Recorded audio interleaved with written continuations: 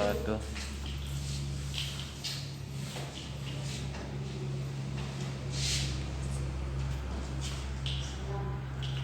Assalamualaikum warahmatullahi wabarakatuh. Waalaikumsalam warahmatullahi wabarakatuh.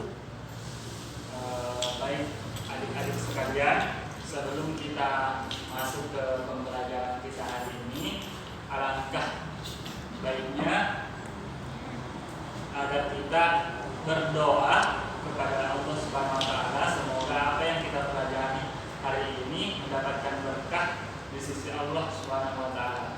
Silahkan kita kelas pimpin doanya terlebih dahulu.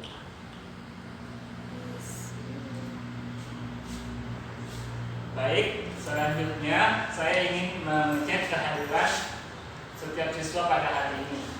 Bagaimana contoh kelas? Apakah hadir semua? Hadir semua, Pak. Baik, kalau begitu tinggal saya checklist semua namanya di sini. Tidak perlu saya sebutkan satu-satu namanya.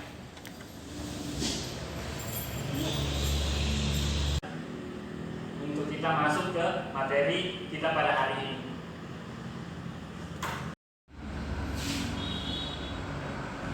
Oke, silakan adik yang di sana memaparkan apa sebenarnya wilayah. Silakan berdiri ya. Yang lainnya simak baik-baik apa yang dijelaskan oleh teman.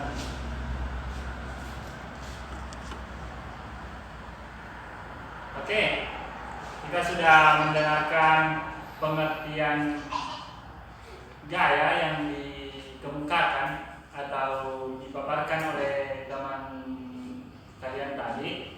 Saya kira jawabannya sudah sangat luar biasa untuk prasyarat kita masuk ke pembelajaran pada hari ini atau masuk ke materi hari ini.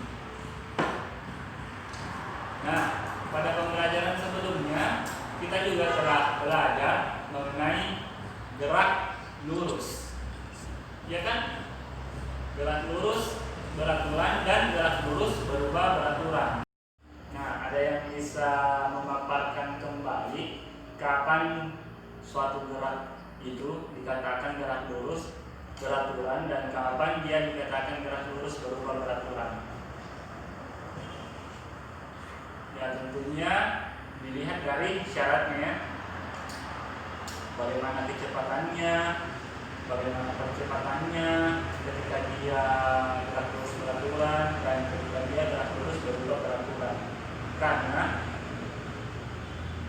tidak menutup kemungkinan ada gerak yang bukan merupakan gerak lurus beraturan dan bukan juga gerak lurus berubah beraturan. Ya, silakan adik yang di sana jelaskan mengenai apa yang saya pertanyakan tadi. Yang lainnya simak baik-baik ya. Yang kedapatan tidak menyimak dan tidak serius dalam pembelajaran kita hari ini akan saya berikan sanksi mengerjakan soal seperti biasanya. Dan jika kalian atau jika yang bersangkutan tidak dapat mengerjakan soal itu di dalam kelas ini atau di dalam ruangan ini, maka saya tetap memberikan soal itu untuk dikerjakan di rumah sebagai PR tambahan, sebagai sanksi karena kalian tidak fokus dan tidak memperhatikan pembelajaran kita pada hari ini. Oke, baik, silakan dijelaskan pengertian gerak lurus. Maksud saya syarat kenapa gerak itu dikatakan gerak lurus beraturan dan gerak lurus berubah beraturan.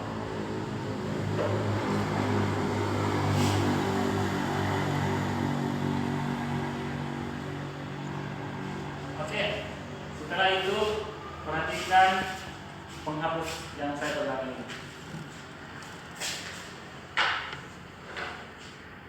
Saya mendorongnya dengan sebuah gaya dan dia kenapa bisa berhenti? Ada yang bisa jelaskan kenapa dia bisa berhenti?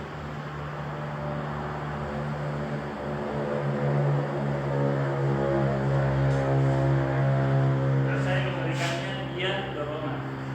Saya memberikan dorongan, berarti saya memberikan percepatan. Ketika dia memiliki percepatan, berarti dia juga punya kecepatan. Nah, selama dia diberi kecepatan, berarti dia akan terus bergerak. Selama dia memiliki kecepatan, dia akan terus bergerak juga. Sebagaimana kita pahami ini, gerak lurus beraturan dan gerak lurus berupa beraturan. Dia akan tetap bergerak jika kecepatannya konstan atau dia akan tetap bergerak dengan gerak lurus beraturan ketika kecepatannya konstan dan gerak lurus berupa beraturan ketika percepatannya konstan. Saya akan memberikan gaya dorongan sekali, berarti dia memiliki percepatan dan memiliki kecepatan. Tetapi kenapa dia bisa berhenti? Apa yang menyebabkan dia berhenti? Itu yang harus kita cari, itu yang harus kita pahami. Kenapa benda itu bisa berhenti? Ada yang bisa jelaskan?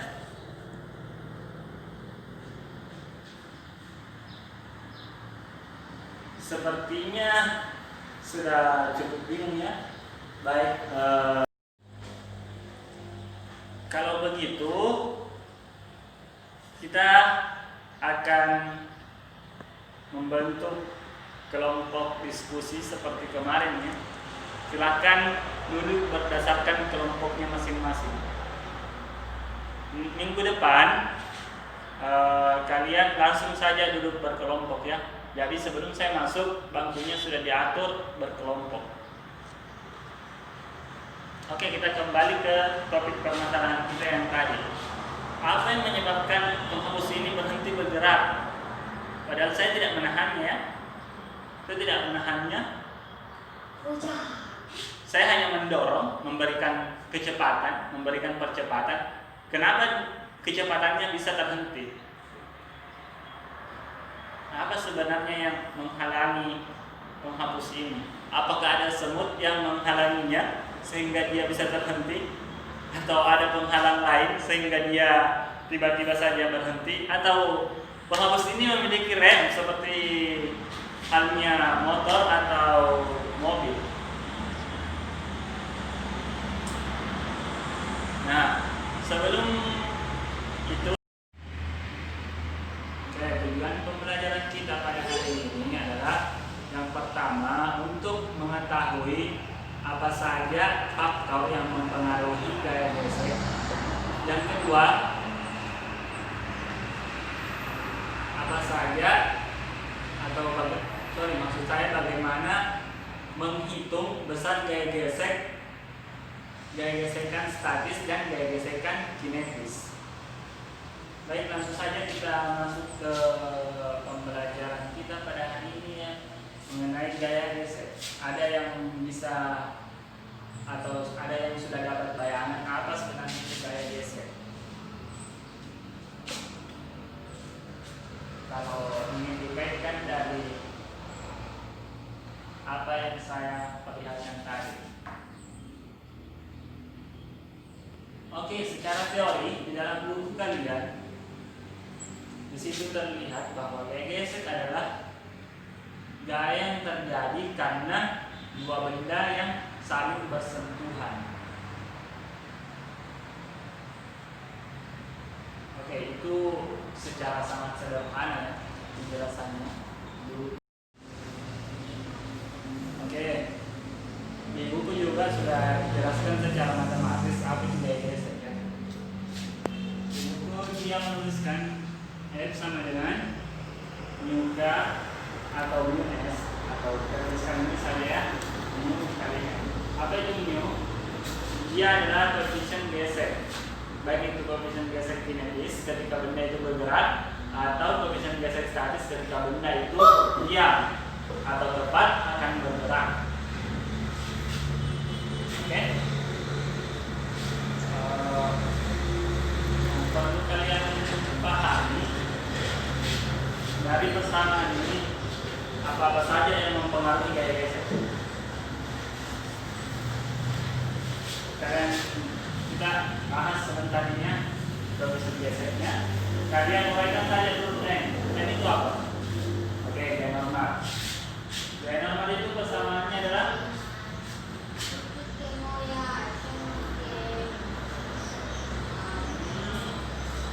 Apa persamaannya gaya normal?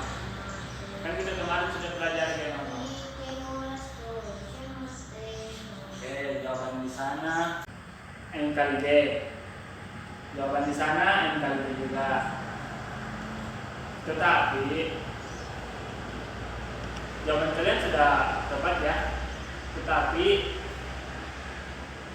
perlu ditambahkan sebab gaya normal itu bukan hanya M kali D saja. Kita kan sudah bahas minggu lalu. Mungkin kalian lupa ya. Coba perhatikan ini. Ini beda ya gaya normalnya. Atau begini. Itu jelas berbeda. Karena gaya normal selalu tegak lurus dengan bidang. Ketika bidangnya seperti ini jelas, dia berbeda dengan M kali D. Ketika dia seperti ini, gaya normalnya itu adalah ini kan ini F. Ini F.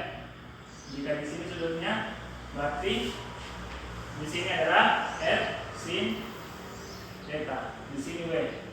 Berarti dengan kata lain N adalah W dikurang F sin theta. Berarti beda ya, tidak selamanya M dikali T. Ini yang perlu diluruskan.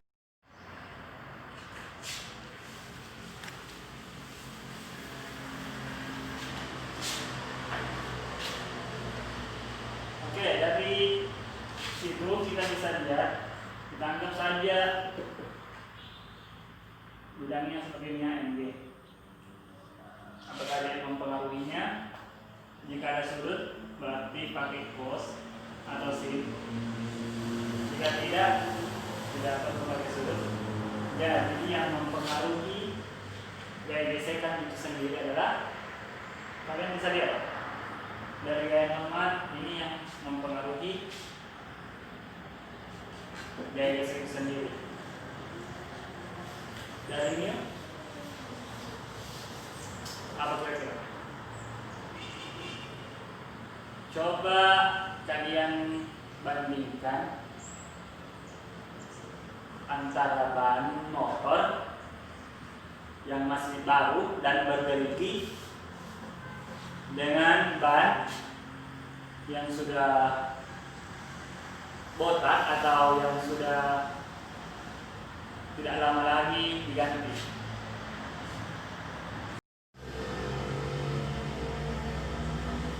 Coba kalian rasakan gesekannya, kira-kira yang mana yang akan lebih terasa gesekannya antara ban yang masih bergerigi dan yang sudah botak atau yang sudah halus seperti ini. Oke, itu salah satu faktor yang mempengaruhi gaya gesek sendiri.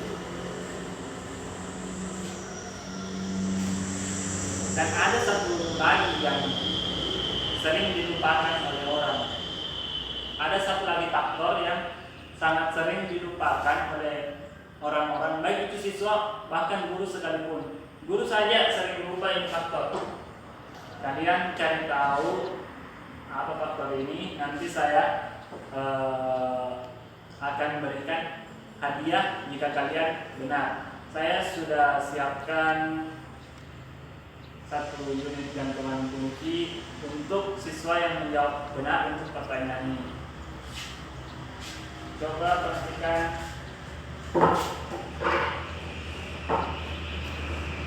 alat dan bahan yang saya siapkan hari ini. Saya kekurangan bahannya.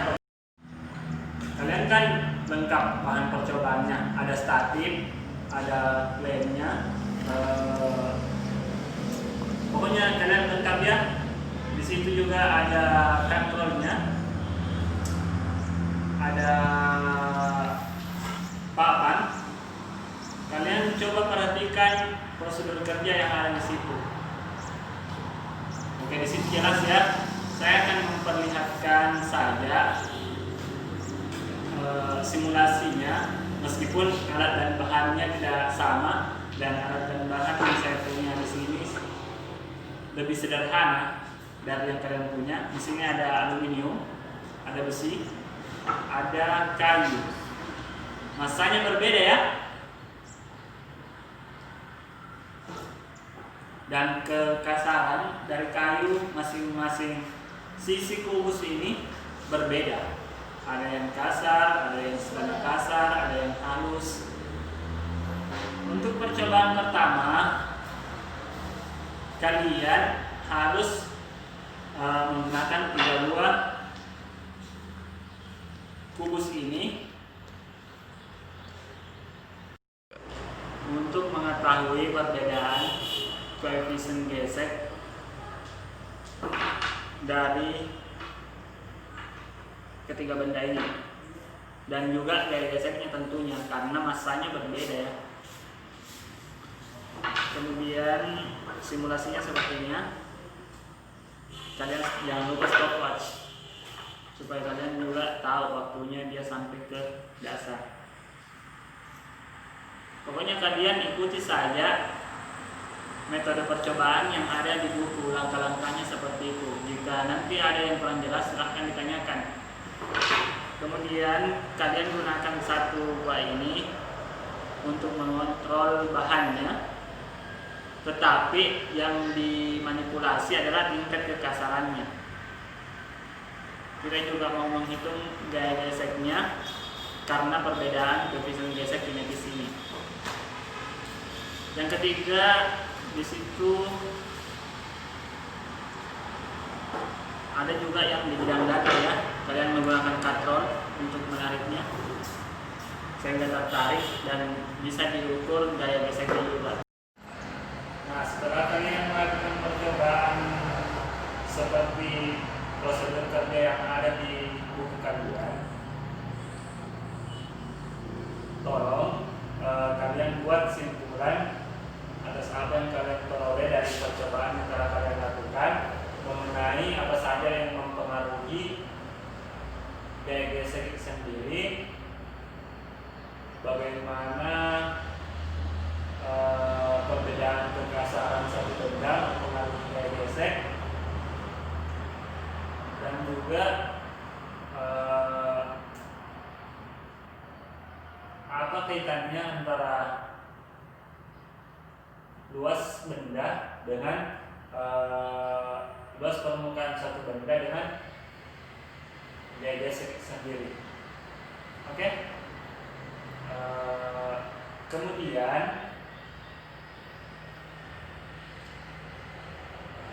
saya ingin bertanya,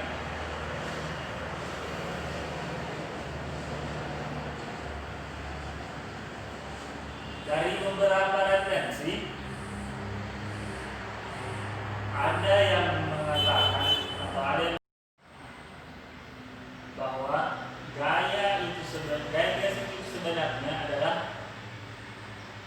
gaya yang bekerja pada suatu benda berlawanan dengan arah benda itu sendiri. Ada beberapa referensi mengatakan seperti itu kan. Ada juga yang mengatakan bahwa gaya gesek itu adalah gaya yang berlawanan arah dengan gaya yang mengenai benda tersebut. Kira-kira kalian coba renungkan atau pikirkan ataupun kalian diskusikan, kira-kira mana pernyataan yang benar atau keduanya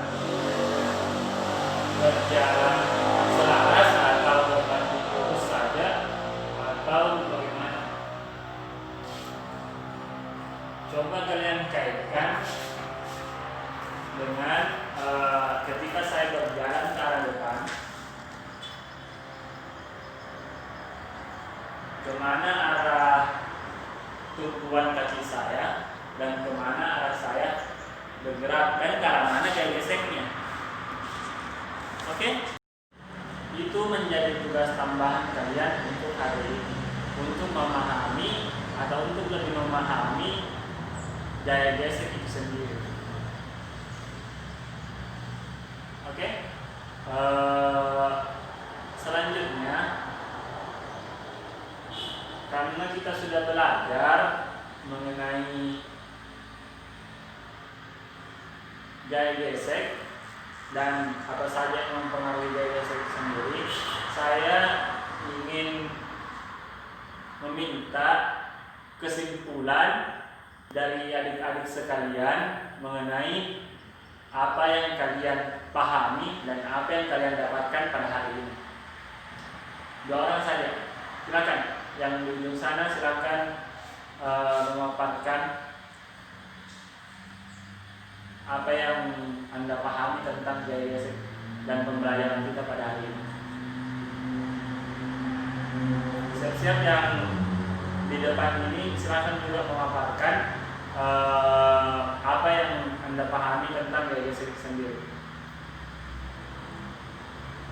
Kemudian saya butuh 1 orang yang bisa menyelesaikan permasalahan yang akan saya gambarkan berikut ini.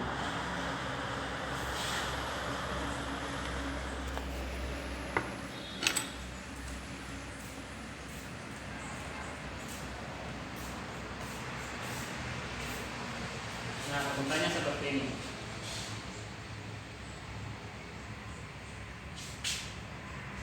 Sebuah benda berada di puncak sebuah bidang miring.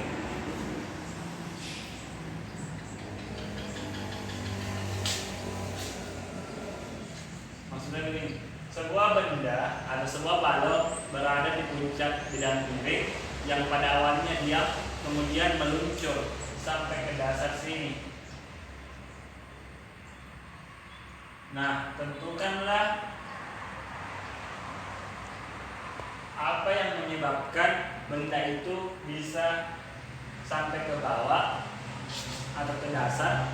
Kemudian tentukan pula lah gaya gesek dan juga gaya normal dari balon tersebut jika tingkat kekasaran atau koefisien gesek kinetis 6,3 dan koefisien gesek statisnya 6,5 dan juga massa dari balon itu adalah 30 kg. Ini akan menjadi bahan pertimbangan saya atau